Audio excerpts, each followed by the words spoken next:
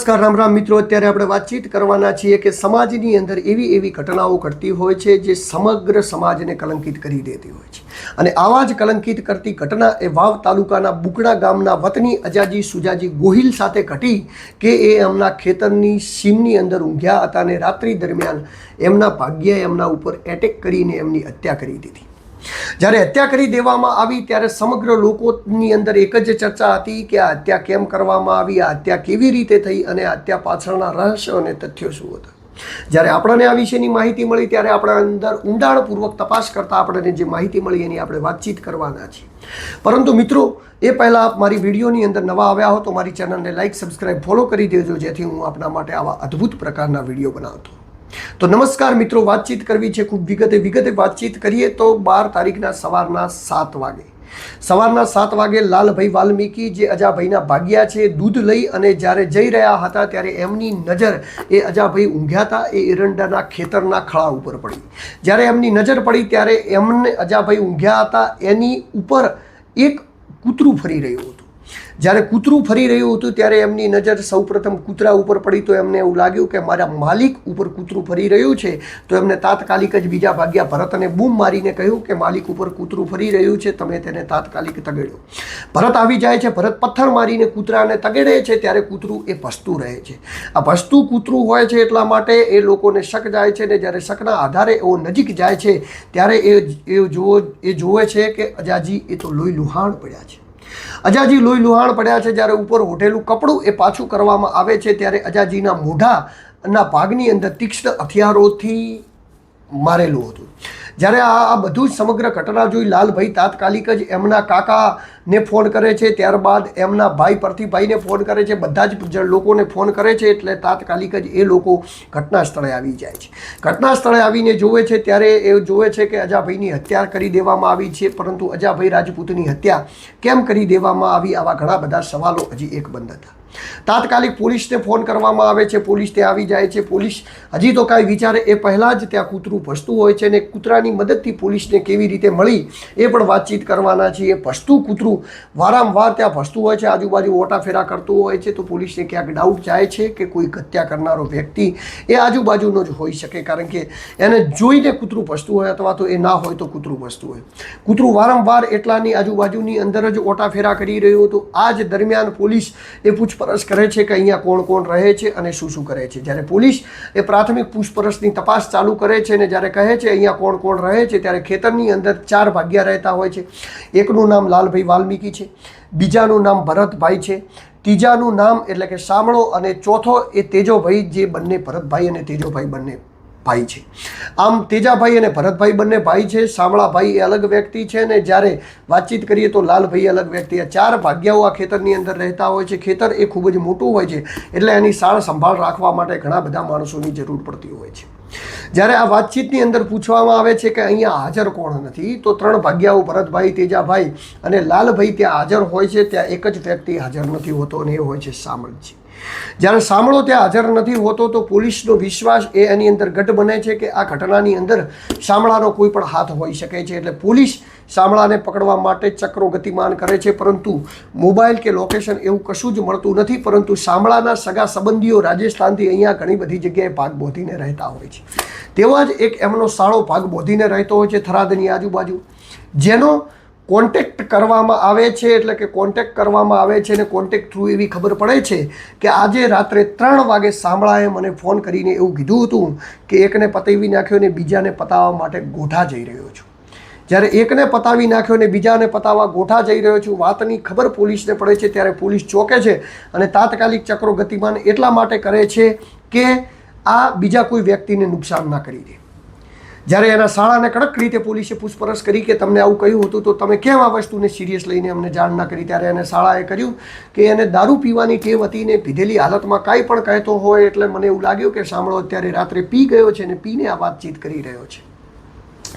તો પોલીસે કહ્યું કે હવે તમે પોલીસની મદદ કરજો. જ્યારે એમને શાળાને કહ્યું ને હવે પછી જ્યારે પણ શામળો તમારો કોન્ટેક્ટ કરે તો તાત્કાલિક શામળાને પકડાવી આપજો. જ્યારે પોલીસે આવું કહ્યું ત્યારે એમના શાળાએ 1 દિવસ સુધી તો શામળો ન મળ્યો, પણ જ્યારે બીજી દિવસે શામળો સવારે જ્યારે એના શાળાનો કોન્ટેક્ટ કરીને ત્યાં આવ્યો તો એના શાળાની મદદથી શામળાને પોલીસે પકડી પાડ્યો.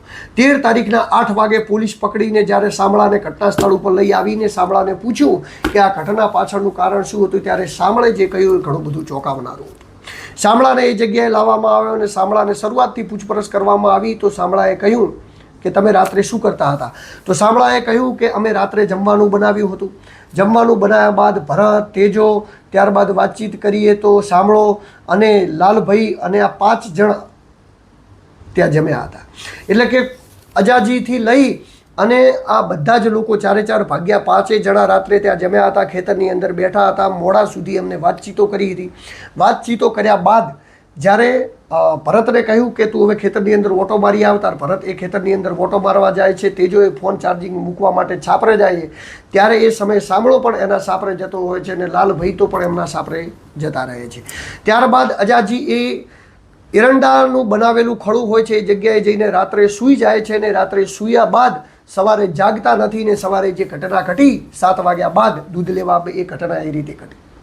હવે આ સમગ્ર ઘટનાનો પર્દાફાશ કરવા માટે, સમગ્ર ઘટનાને જાણવા માટે પોલીસે અલગ અલગ પ્રકારના ચક્રો ગતિમાન કર્યા અને ગતિમાન કરતાં પોલીસે જ્યારે ઉલટ તપાસ કરતાં, ઊંડાણપૂર્વક તપાસ કરતાં શામળે પોલીસને એવું કહ્યું કે મારી પત્ની જોડે એ અજાજીને આડા સંબંધો હતા અને એના લીધે મેં હત્યા કરી નાખી.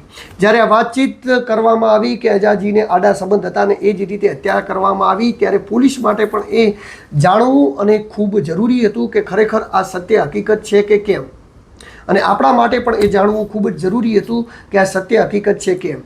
કારણ કે જે પરિવારની અંદર હત્યા થઈ છે એ પરિવાર ઉપર આવા આડા સંબંધોના આક્ષેપ લગાવવામાં આવે તો એ પરિવારની બદનામી થાય. એ પરિવાર જે સમાજ સાથે જોડાયેલો છે, જે તથ્થા સાથે જોડાયેલો છે, સમાજની પણ આમાં બદનામી થઈ શકે. એટલે આના અંદર આપણે જ્યારે ઊંડાણપૂર્વક તપાસ કરી અને લોકમતે જે સાંભળેલી વાતચીતો કરવામાં આવી તો જે શામળો આ ખેતરની અંદર રહેતો હતો ને એની પત્ની અત્યારે એની સાથે નથી રહેતી. એટલે કે શામળાને 5 છોકરા છે, મતલબ કે 5 બાળકો છે. 5 બાળકો લઈ અને એની પત્ની અત્યારે બીજી જગ્યાએ રહેવા જતી રહી છે અને જે જગ્યાએ રહેવા જતી રહી છે એ વ્યક્તિ પણ બુકડા ગામનો વતની છે અને એ અત્યારે ગોઢા ગામે રહે છે.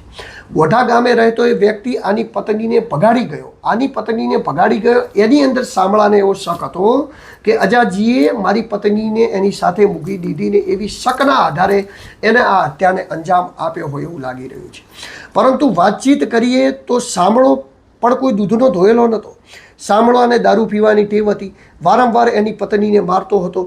એની પત્નીને વારંવાર મારતો હતો એટલા માટે કરીને જ એની પત્ની એ એક અન્ય વ્યક્તિને લઈ અને નાહી ગઈ અને 5 બાળકો સાથે અત્યારે ત્યાં જ રહે છે. તો એની પત્ની એની સાથે ન રહેવાના કારણે આ એક દારૂડિયો થઈ ગયો હતો ને દારૂડિયો થઈ ગયો હતો એટલે દારૂ પી અને એ કાંઈ પણ હરકતો વારંવાર કોઈ પણ ઉટપટાંગ હરકતો કરતો હતો, કામની અંદર ધ્યાન ના આપતો હતો. એટલે અજાજી વારંવાર એને કહેતા હતા કે તું કામ કર, કારણ કે અજાજી જોડેથી મોટા ભાગના એડવાન્સમાં પૈસા એ આ વ્યક્તિએ લીધેલા હતા. એટલે એમને ખેતરમાં કામ કરવા હોય તો વારંવાર એને ટણટકોર કરતા હતા. પરંતુ જે આડા સંબંધ રાખીને હત્યા કરવાવાળી વાતચીત આવી એ હત્યાના મામલે આપણે પણ તપાસ કરી, પોલીસે પણ તપાસ કરી. જે એની ખુદની પત્ની હતી, એટલે કે જે પત્ની હતી શામળાની, એની પત્નીને પૂછવામાં આવ્યું તો એને કહ્યું કે અજાજી જોડે મારે કોઈ પણ પ્રકારનો આડો અવળો સંબંધ બિલકુલ હતો નહીં. મારે જે સંબંધ હતો એ જે વ્યક્તિને હું અત્યારે લઈને અહીંયા આવી ગઈ છું એ વ્યક્તિ જોડે હતો ને એ પણ એટલા માટે હતો કે મારો પતિ મને વારંવાર મારતો, પીટતો અને ઘરે પણ આવતો નહીં, કામ પણ કરાવતો નહીં, પૈસા પણ આપતો નહીં, જેથી મારા અને મારા બાળકોનું ભવિષ્ય યોગ્ય ન હોતી. હું એક વ્યક્તિના પ્રેમમાં પડી ચક્કર ચલાવીને એના હારે ભાગી ગઈ. આમ વાતથી અજાજીને કોઈ પણ લેવા દેવા હતું નહીં. ત્યારબાદ આપણે આની અંદર ઊંડાણપૂર્વક તપાસ એ પણ સવારી કે શામળો અહીંયા કેટલા વર્ષથી રહેતો હતો, શું કરતો હતો? તો શામળો ત્યાં 3 વર્ષથી રહેતો હતો. 3 વર્ષથી રહેતો હતો, હસી ખુશીથી રહેતો હતો. અને આ મામલે આપણે જે ત્યાં રહેતા ભાગ્યાઓની પણ પૂછપરછ કરીને એમના જોડેથી પણ માહિતી લાવી. ત્યાં રહેતા લાલભાઈ વાલ્મીકી, ત્યારબાદ વાતચીત કરીએ તો ભરતભાઈ ભીલ અને તેજાભાઈ ભીલ જોડે પણ આપણે વાતચીત કરીને માહિતી એ નીકાળવાની કોશિશ કરી કે આની અંદર શું સત્ય હતું. તો એમને કહ્યું કે આવી કોઈ પણ માહિતી અમને મળેલી નથી. જે આડા સંબંધોવાળી વાતચીત કરેલી છે એ શામળાએ તદ્દન ઉપજાવી કાઢેલી છે. શામળો અમારી સાથે રહેતો હતો અને કાલે તો શામળે અમારા માટે જમવાનું બનાવ્યું છે. એટલે કે કાલે આ શામળે અમારા માટે જમવાનું બનાવ્યું જેના અંદર અમારા માલિક અજાજી ત્યારબાદ લાલભાઈ કે હું, તેજોભાઈ, ભરતભાઈ અને અમે 5 જણ એનું બનાવેલું જમવાનું અમે ખેતરની અંદર વાડીએ જમ્યા છીએ. મોડા સુધી અમે બધે બેઠા છીએ અને વાતચીતો કરી છે. અને ત્યારબાદ આ ઘટનાને રાત્રે કેમ અંજામ આપી દેવામાં આવ્યો એ ખબર નથી.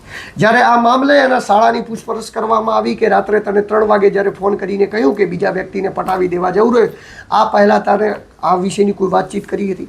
તો એના શાળાએ પણ કહ્યું કે આ વિષયની આના પહેલી મને કોઈ પણ વાતચીત કરી ન હતી. ખાલી એક જ કહ્યું કે એકને પતાવી દીધો ને બીજાને પતાવવા જઉં છું.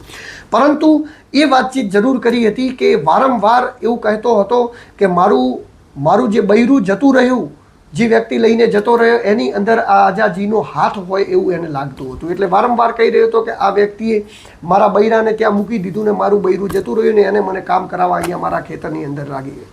આવી ફરિયાદો વારંવાર શામળો એ એના શાળાની અંદર કરતો હતો. એટલે શામળાના મનની અંદર એ પરફેક્ટ ભરાયેલું હતું કે જે અજાજી રાજપૂત છે એમને જ મારું બૈરાને મોકલી દીધું અને મને અહીંયા કામ કરવા માટે રાખી દીધો. પરંતુ વાસ્તવિકતા એવી નથી. અજાજી એક ખૂબ સારા ખાનદાનની અંદરથી આવે છે. એમનું ઘર પરિવાર એ વ્યવસ્થિત છે. એટલે કોઈ પણ આરોપી કે કોઈ પણ હત્યારો જ્યારે કોઈ પણ વાતચીત કરતો હોય ત્યારે આપણે એ વાતચીતને માનીને આગળ ન વધી શકાય. પરંતુ આની અંદર ઓરિજિનલ ઘટના શું હતી આપણે જાણી શક્યા નથી કે એના શામળાના મનની અંદર શું હતું. પરંતુ અંદાજિત એવું કહી શકાય કે શામળો એ ઘણા બધા સમયથી એ ખેતરની અંદર રહેતો હતો. એને ઘણા બધા પૈસા લીધેલા હતા. એટલે એને છુટકારો મળી શકે એમ ન હતો. કારણ કે એનું બૈરું એને છોડીને જતું રહ્યું હતું. એનું બૈરું એને છોડીને બીજા વ્યક્તિને લઈને ભાગી ગયું હતું. એના 5 બાળકો હતો, એ ત્યાં ન જતો હતો. અહીંયા પૈસા લીધેલા હતા એટલે અજાજીના ખેતરમાં રહી અને એને કામ કરવું પડતું હતું.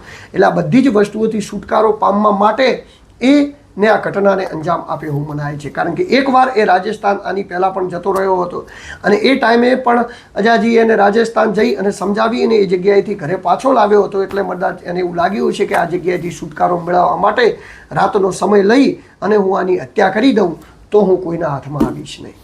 પરંતુ પાપ એ ક્યારેય છૂપતું નથી ને પાપ કર્યા પછી કોઈ પણ વ્યક્તિ બચતું નથી. એ વાત 100%ની છે. એટલા જ માટે શામળો એ આ વાતની અંદરથી ન બચ્યો અને રાજસ્થાન પહોંચે એ પહેલાં જ એ પકડાઈ ગયો. આમ તો શામળો એ રાજસ્થાનના બાડમેર જિલ્લાનો રહેવાસી છે. બાડમેર જિલ્લાની અંદર એનું ગામ છે ભલેસર અને તાલુકો છે સડેવા. સડેવા તાલુકાની અંદર ભલેસર ગામની અંદર રહેવાસી છે. એ જઈ રહ્યો હતો એના ગામની અંદર. પરંતુ ગામની અંદર જયા એ પહેલાં જ એને પોલીસે પકડી અને એને જેલની પાછળ ધકેલી દેવામાં આવે. મારી સ્ક્રીન ઉપર એક તરફ જે તસવીર દેખાઈ રહી છે એ શામળાની તસવીર છે. બીજી તરફ જે તસવીર આપણે દેખાઈ રહી છે એ સુજાજીની તસવીર, અજાજીની તસવીર છે જેમની હત્યા કરી દેવામાં આવી. આ સમગ્ર મામલે અજાજીના ભાઈ પ્રતિભાઈએ ફરિયાદ નોંધાવી કે મારા ભાઈની હત્યા કરી દેવામાં આવી ને એમના ભાગ્યા દ્વારા હત્યા કરી દેવામાં આવી. પોલીસે આની અંદર ચક્રો ગતિમાન કરીને 13 તારીખે સવારે એને પકડી પણ લીધો અને આરોપીને પકડ્યા બાદ પોલીસે 103(1)ની કલમ લગાવી. જે કલમ હત્યા માટેની કલમ છે. આમાં બીજી કોઈ પણ કલમ લાગેલી નથી ને એટલા માટે કે આમાં ન કોઈ એનો સાથી હતો ન કોઈ આને સપોર્ટ કરવાવાળું હતું.